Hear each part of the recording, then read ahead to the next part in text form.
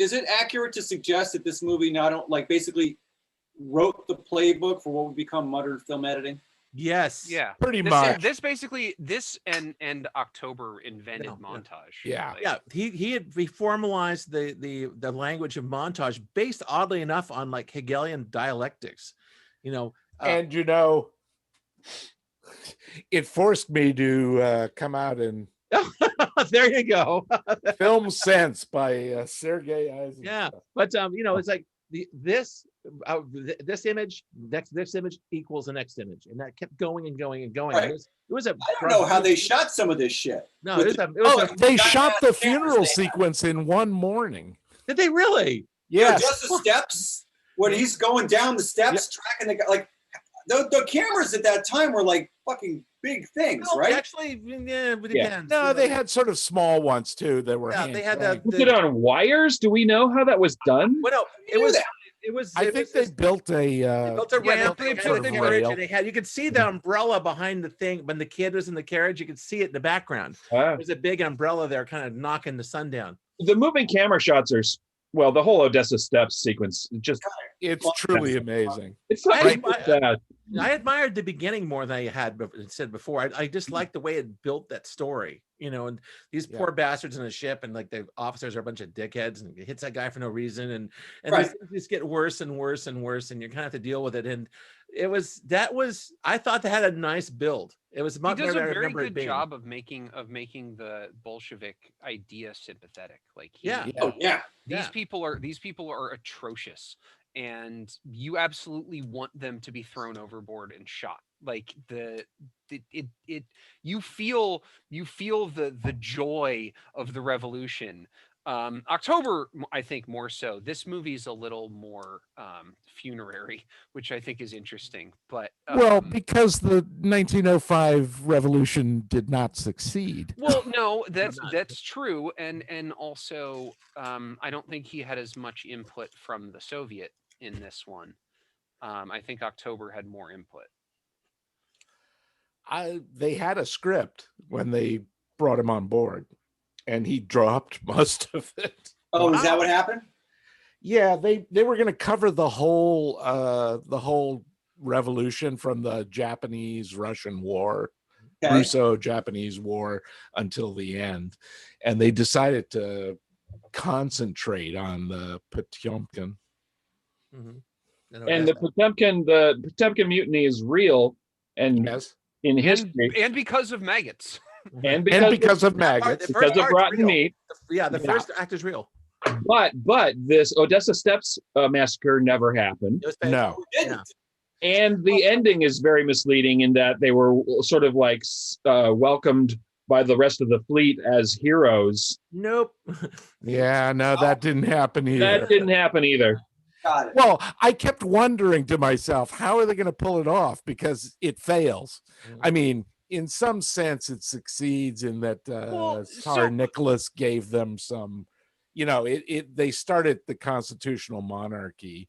But they of the 1905 revolution. They did get several other ships on board that were part of the Black Fleet. Yeah, and there were several counter mutinies that went on at various points in this too, where a ship would join them, and then loyalists would retake the ship, and then maybe they would kick the loyalists back out. Like a lot of people got thrown overboard into the fucking ocean during this time period. Also, the townspeople just massing as a mass, and supporting them and bringing them food. A lot of masses. No, it was more like the already convinced communists in town brought them food, but it wasn't. It's ironic because the only guy who's named in the entire movie is Volnachuk or whatever is the guy with the mustache. The guy who ends up in the guy with the mustache. Like this isn't an entire movie of fucking mustaches. Of mustaches. Yeah. Everybody in this movie looks like Eric Chipchase. Yeah, I know. Now, Volnachuk was like the hero of the thing. He dies for a spoonful of. He wasn't a communist. No, but he and his revolutionary council were actually socialists, and they were a little upset. Yeah. And knowing I would not know about what actually happened in Odessa, there were lots of fights that didn't happen on the steps all over town. the Cossacks were shooting citizens. That actually there was a Cossack massacre. Yes, it was. There was a Cossack massacre. But as a there were a lot of Cossack massacres. I'm sure that Sergei, the typewriter, was going, wait a minute, we got this great moment. We got this Vakulnichuk guy who's dead on the pier at the base of the steps.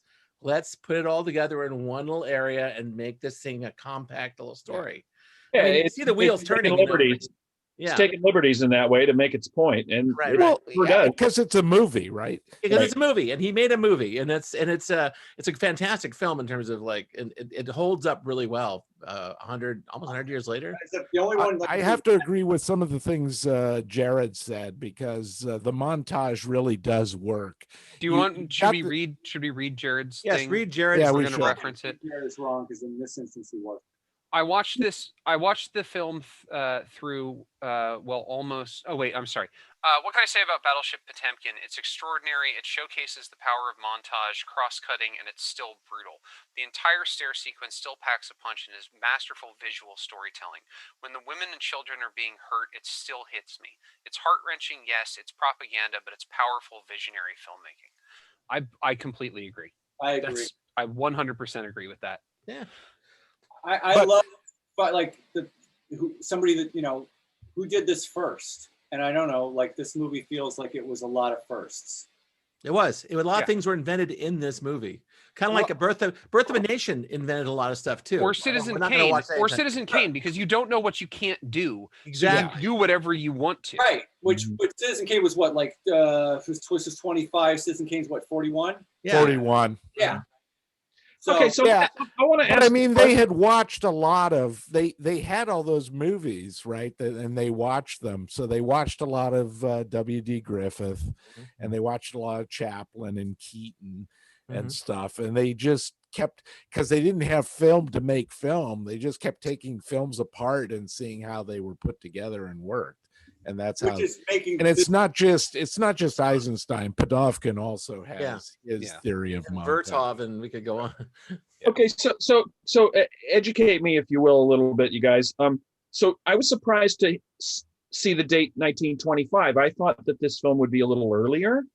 And given that we're giving Eisenstein credit for montage and inventing modern film editing, but yeah, Chaplin and Buster Keaton and Birth of a Nation, those all predate this film, right? So what makes the editing in this film, opposed to all those films, much revolutionary, if you will? Fortunately, we have an editor here. No, John, this shot here, remember this at the end of the sequence? 3 lions, bing, bang, boom.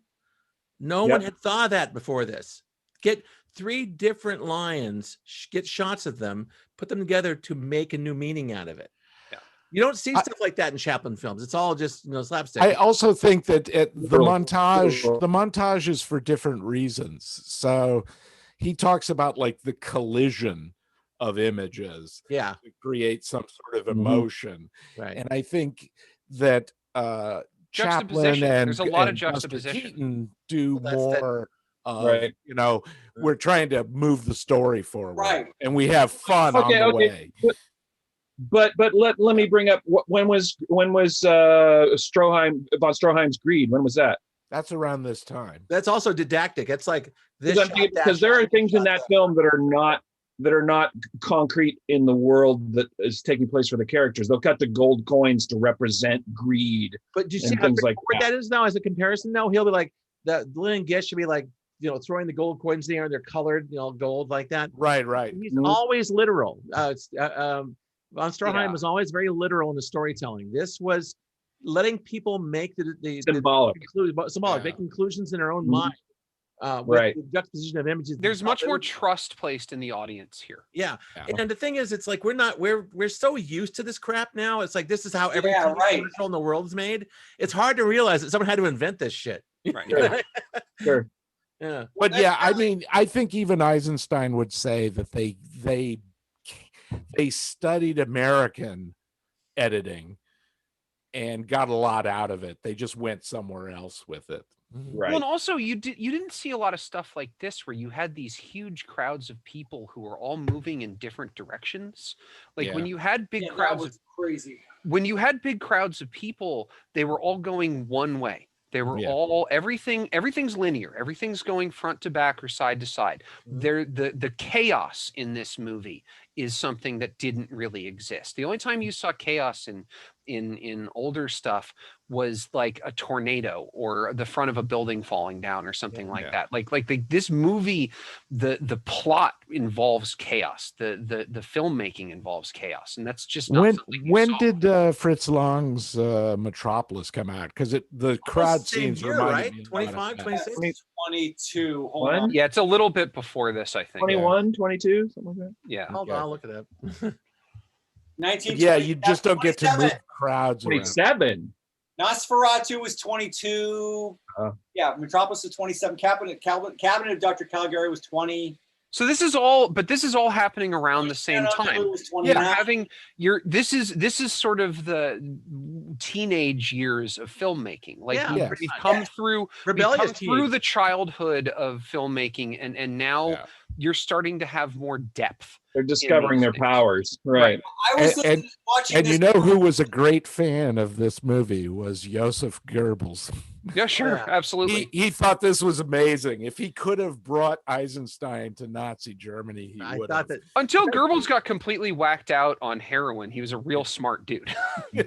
I watched this movie kind of like when I listened to the Beatles' Revolver, and it's this. I think about Revolver and I think about what Jeff Emmerich did with the 4-track, and that fucking blows my mind. I watched this movie going, how did they do this with like the most ridiculously primitive equipment, and like this must have been like really hard to do. They didn't have like electric bullhorns. They had like just the coordination of the whole thing. Yeah.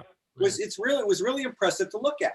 Well, but one thing is in a communist country, you can have a bunch of people just show up and do something because the government says we need you guys to show up and do this, and just keep doing it until you get it right, because you don't have to go back to work until we tell you to go back to work. We can close this factory for a week and we can make this fucking movie. Like Hero, right? Like Hero. Yeah, exactly. Yeah, right. And what's wrong with that? No. Well, here's the thing. The thing is that I was going to, it's propaganda, talking about propaganda time. And this is there's more of a question. If Eisenstein, who was just marinated in Soviet theory and Marxism and all that stuff, he comes up with these ideas using these political ideas, comes up with montage.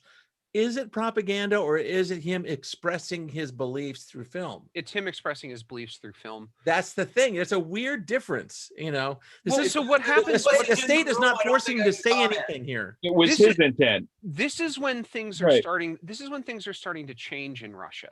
Like you have to remember that the beginning of the Soviet Union is a really like inspiring story about people really deciding that they want to make a collective society, that they want to take care of everyone, that they want to throw off all of these awful yokes that have been piled on them. It was well justified. Yeah, Lenin is a great leader. He's a person who really honestly believes in all of this stuff. And what starts to happen is you start to get the party, and then the party becomes the problem as you go on. And Stalin. Right. And then Stalin is the abject peak of the party. He's the personification of the party. He remakes the Communist Party around him and turns the cult of personality. Right. And turns it from an actual collectivist society into an oligarchy. Right. And then immediately starts killing everybody who helped him get where he was. Of course. Having broken glasses with blood coming out is such a Soviet thing. And he always reminds me, that shot always reminds me of Trotsky, who of course got a pickaxe in the back of his head. You got a pickaxe through his glasses. I've seen them. They're in the Spy Museum in Washington, D.C. But and the pickaxe, you can see the pickaxe too. Of course. They have the head of the pickaxe and the glasses. No shit. Well, the other thing, again, the problem with propaganda in terms of films is it's the interference of the state, and I'm not sure if the state interfered with this. They might have a little bit, but more than interfere with it. Yeah, What they did was they midwifed it. They helped it happen. Yeah, that's true. They funded This it. was an official this week, right? What? We're watching Triumph of the Will this week. No, if you want it,